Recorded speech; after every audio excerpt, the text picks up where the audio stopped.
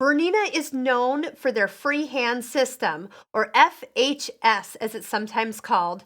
It will fit right into the opening here and slide right in. Notice it's kind of at a 6:30, 7 o'clock angle, which fits right up against your body. So when you sit and you sit right in front of the needle, this will sit next to your right knee.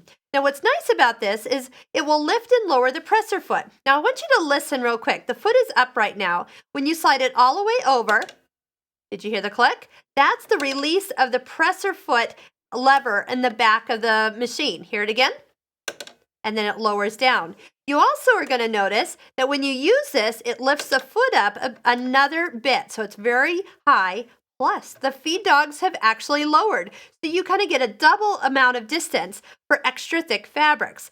Plus, how many times have you been holding something and you don't have room or hands extra to lower your foot down? So it's a great third hand to work with. Now, usually when I use this, I do sew with my left foot.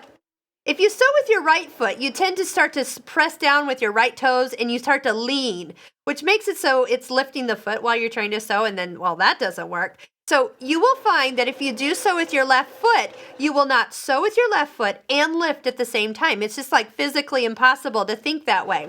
You tend to do one or the other. So notice that as I'm stopping with the needle in the down position, needle down, I can just lift up just enough to spin my fabric and my hands stay on the fabric at all times. This is great for applique, large projects, machine quilting when you're working with the entire quilt, and you can get around any project very quickly. It really is a time saver. So if you have it, take some time to practice using it. It is something that really will make life easier when you're done. Now here's what you want to do when you are done sewing. Go ahead and bring your needle to the up position.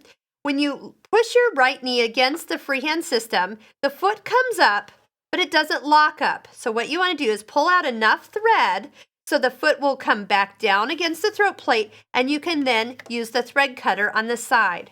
Then when you want to start again, all you need to do is just gently lift the foot just enough to slide your fabric underneath. You don't have to hold your threads, and it'll start to stitch for you. And that's how wonderful it is. So we're going to go ahead and set. So again, we bring our needle up to the highest position, lift up the foot, pull your fabric out, let it sit back down on the throat plate, cut your thread.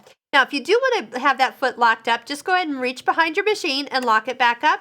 And once again, when you need it off the lift, just push it all the way over and down. It's that simple, but you have to take the time to practice, and don't get discouraged if you don't get it the first couple times.